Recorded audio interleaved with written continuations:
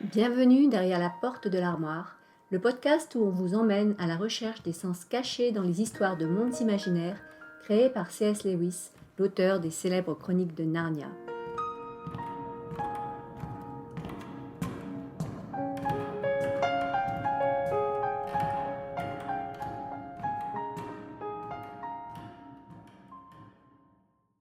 Bonjour Anna. Bonjour Lola et bonjour tout le monde.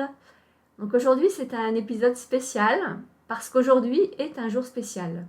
Alors quand je dis aujourd'hui, je ne parle pas du jour où l'épisode est enregistré, mais je parle du jour où l'épisode sortira, le 29 novembre 2024. Alors le 29 novembre, c'est le jour de l'anniversaire de la naissance de C.S. Lewis. Il est né le 29 novembre 1898, donc on fête aujourd'hui son 126e anniversaire.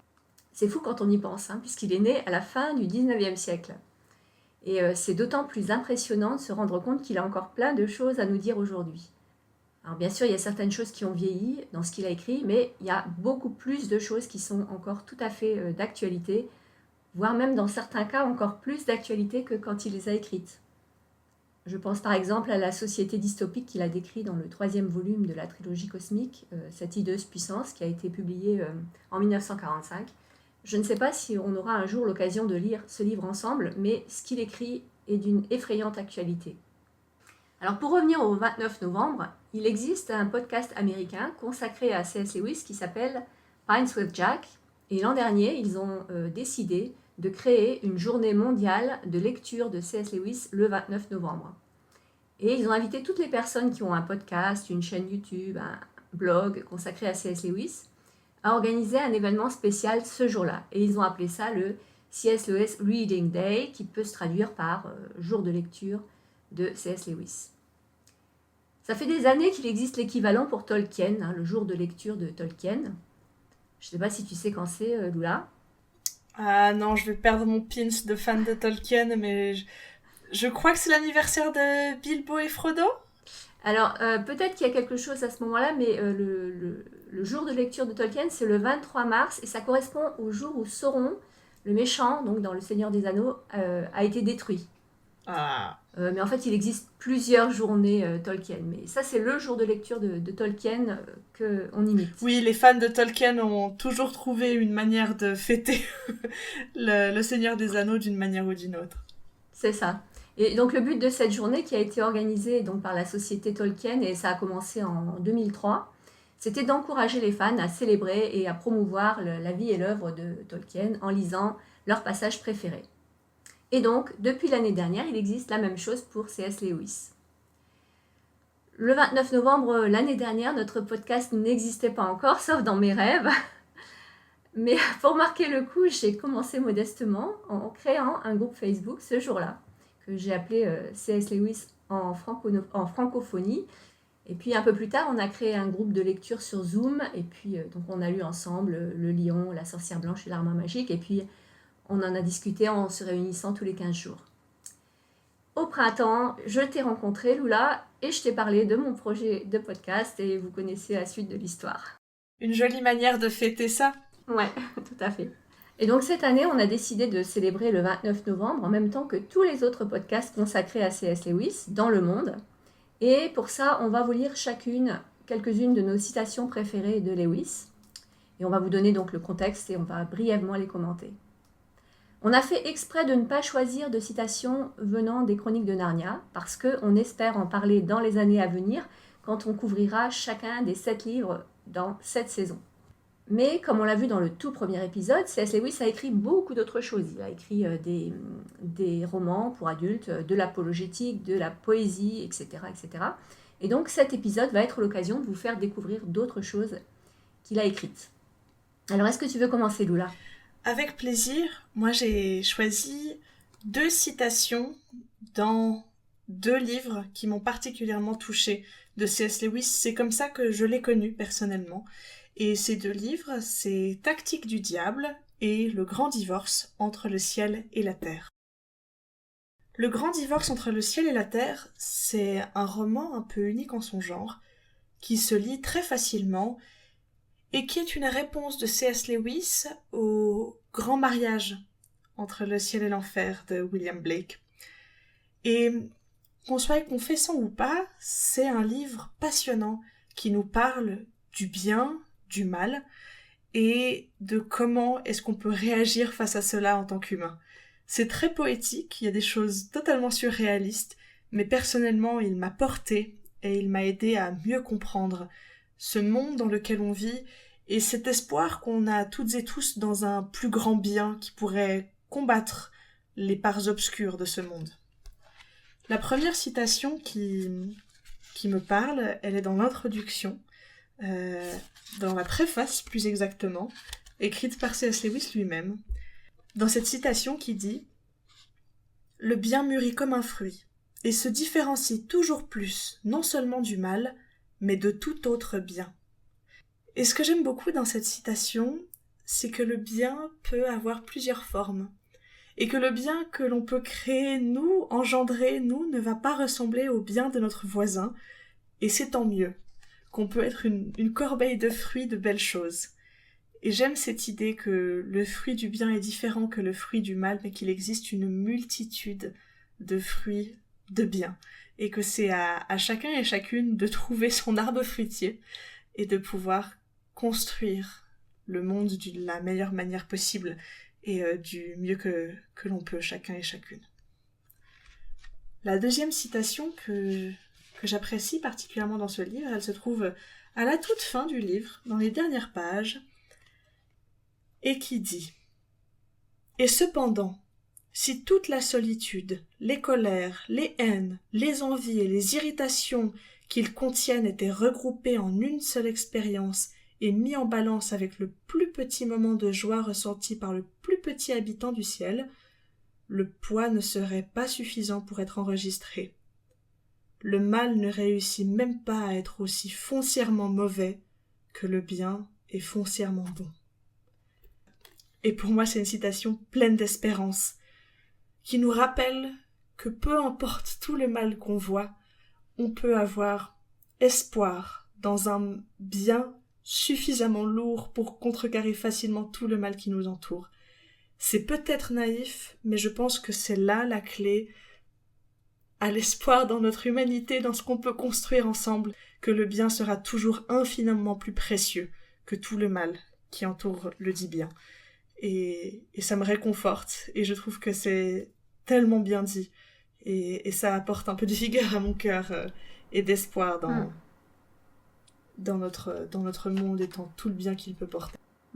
Mon deuxième livre, Tactique du diable, est un livre tout aussi original, et c'est des lettres d'un démon vétéran à son neveu novice, un démon novice qui apprend à tenter et à manipuler les hommes. Et déjà, je trouve l'idée exceptionnelle. Il me semble... Je crois que j'ai l'anecdote que de base, ces Tactiques du diable étaient publiées dans un journal de manière régulière. Et que, à la première publication, quelqu'un s'était désinscrit du journal en disant que franchement, ils allaient un peu loin, sans réaliser que c'était évidemment une satire, pas C.S. Lewis qui pétait un câble à devenir un tentateur invétéré, mais déjà juste le concept est extraordinaire. Et donc, ce que je vais lire, c'est du point de vue d'un démon, évidemment. Ce n'est pas le point de vue de Lewis, c'est tout l'inverse. Une première chose que je trouve extraordinaire dans ce livre, c'est la citation « Voici donc la formule du tentateur, du démon évidemment. Voici donc la formule, une envie sans cesse accrue d'un plaisir sans cesse amoindri. C'est ce qu'il y a de plus sûr, et c'est d'un meilleur style. » Et juste avant, il parle du fait que tous les plaisirs sont une chose belle et bonne en soi, et que le seul rôle d'un démon, c'est de pervertir les plaisirs, à en faire quelque chose de mauvais, d'exacerbé, de mal dirigé, de mal pensé. Et j'aime cette idée que le plaisir, que les bonheurs de la vie sont, dans leur nature, belles et bonnes en soi. Et que tout le mauvais, c'est une perversion de plaisir bon naturellement. Et je trouve que c'est une très belle image du bien qui nous entoure, une belle image de comment on peut vivre et de ne pas se priver des plaisirs simples, mais de voir comment on peut les avoir dans la forme la plus naturelle possible, la plus authentique, et de ne pas trouver une forme édulcorée. Ça rejoint d'ailleurs ta citation de tout à l'heure du grand divorce, comme quoi le bien est infiniment plus fort que le mal. Exactement. Et j'aime cette idée du bien qui a tellement de poids et tellement de richesse. Et enfin, ma dernière citation, qui est un peu plus loin dans Tactique du diable. Évidemment, c'est en plein milieu d'une des lettres de Screwtape, qui est le nom du démon. C'est aussi pour cette raison que la majorité des vices prennent racine dans le futur. La gratitude se tourne vers le passé et l'amour vers le présent. Mais la peur, l'avarice, l'ambition et la concupiscence regardent en avant. Moi qui suis une anxieuse de nature, qui pense beaucoup au futur, ça me rappelle à quel point le présent est le plus important. C'est là qu'on peut avoir un véritable impact. La reconnaissance est plantée dans le passé, que toutes les belles choses se vivent dans le présent et que ce qui appartient au futur arrivera et que d'essayer d'agripper ce futur, de le modeler d'une manière ou d'une autre, c'est tomber dans certains vices. C'est un rappel à l'ordre qui m'est utile et précieux. Merci beaucoup pour ce partage. Alors moi j'ai choisi quelques extraits d'un autre livre qui s'appelle Les 4 amours, qui a été publié en 1960, qu'il a écrit donc 3 ans avant sa mort. Alors je ne vais pas résumer le livre complètement, mais je vais juste vous parler de quelques aspects pour que vous compreniez le contexte des citations que j'ai choisies.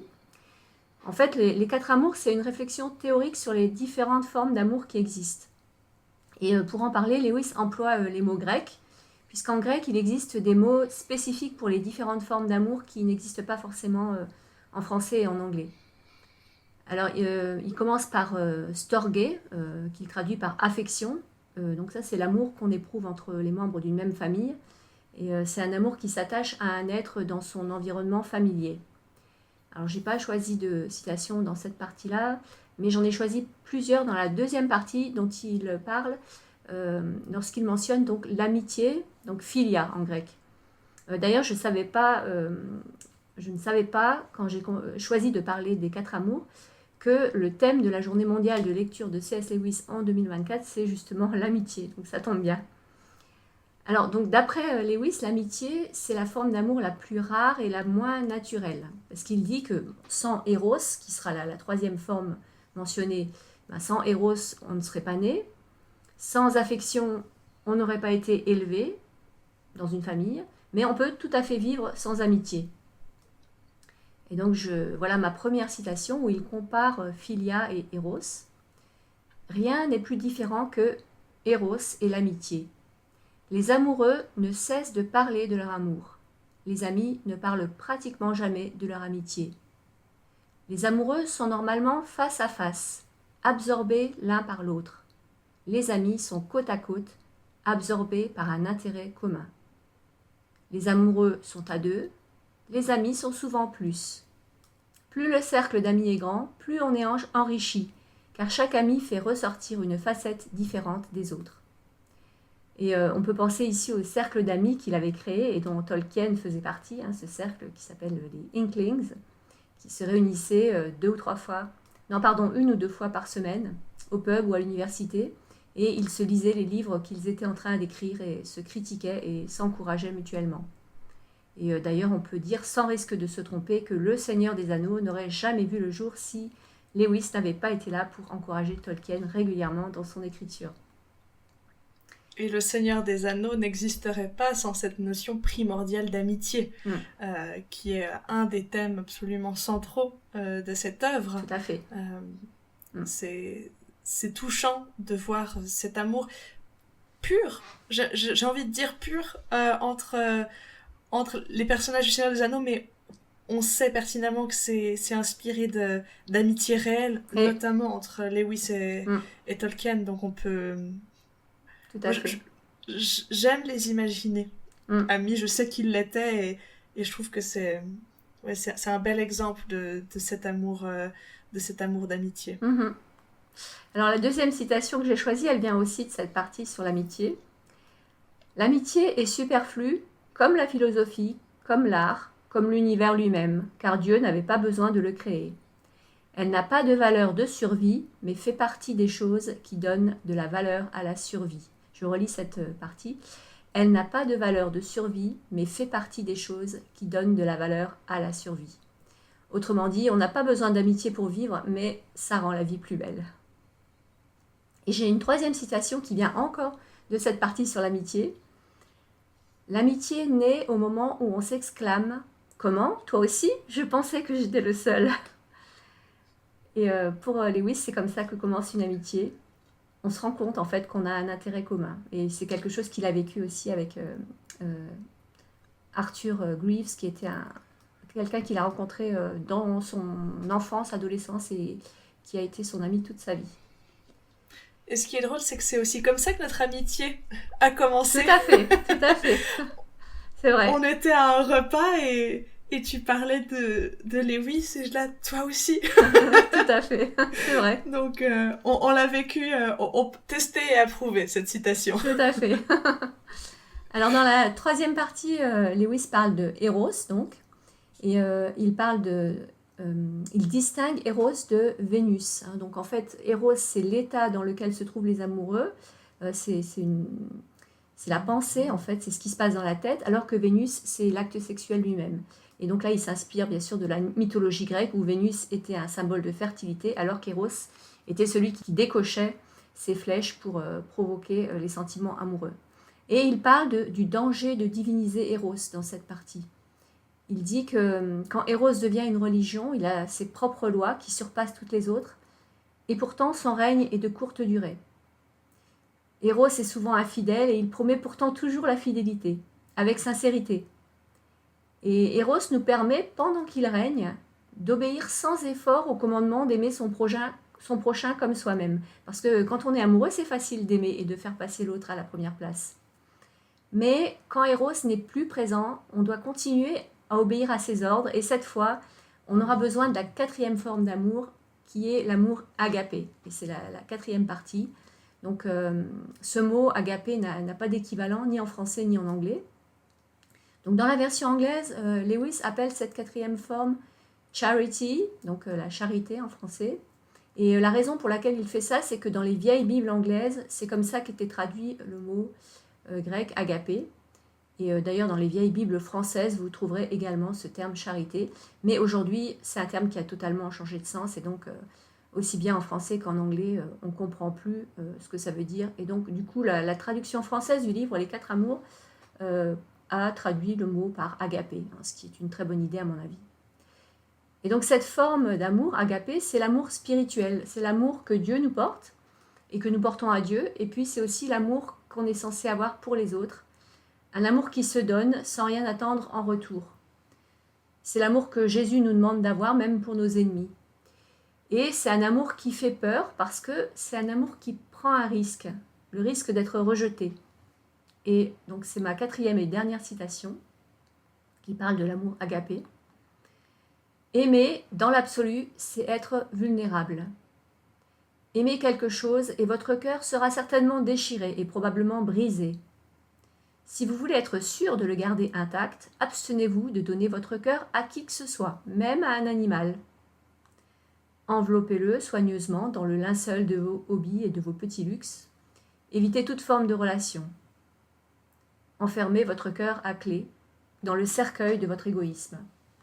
Mais dans ce cercueil, sûr, obscur, immobile, sans air, il changera. Il ne se brisera pas. Il deviendra incassable, impénétrable, indissoluble. En dehors du ciel, le seul endroit où nous puissions être parfaitement préservés des dangers et désagréments de l'amour, c'est l'enfer. Et encore une fois, je voudrais juste relire cette dernière phrase. En dehors du ciel, le seul endroit où nous puissions être parfaitement préservés des dangers et désagréments de l'amour, c'est l'enfer. Alors il dit beaucoup d'autres choses profondes dans ce livre, c'était juste pour vous mettre l'eau à la bouche. Et si ces extraits vous ont plu, je vous conseille de vous dépêcher d'aller acheter ce livre en français, Les 4 amours. La raison pour laquelle je dis ça, c'est qu'en fait, il y a une vingtaine d'années, quand les films sont sortis, beaucoup de livres de C.S. Lewis ont été traduits en français, mais malheureusement, ils sont pratiquement tous épuisés aujourd'hui. Et Les 4 amours fait partie des rares livres de C.S. Lewis traduits en français, à part Narnia, bien sûr, qui sont encore disponibles parce qu'il a été réédité assez récemment en 2019. Donc voilà, si vous ne lisez pas l'anglais et que vous êtes intéressé par ce livre, dépêchez-vous de l'acheter. Et je vous rassure, en tout cas, Tactique du diable et Le Grand Divorce, on les trouve encore également. Okay, donc en français, évidemment. Je vous avoue, je l'ai lu dans un book club l'année passée, et on avait quelques petites choses à redire sur la traduction, mais ça reste tout à fait passionnant.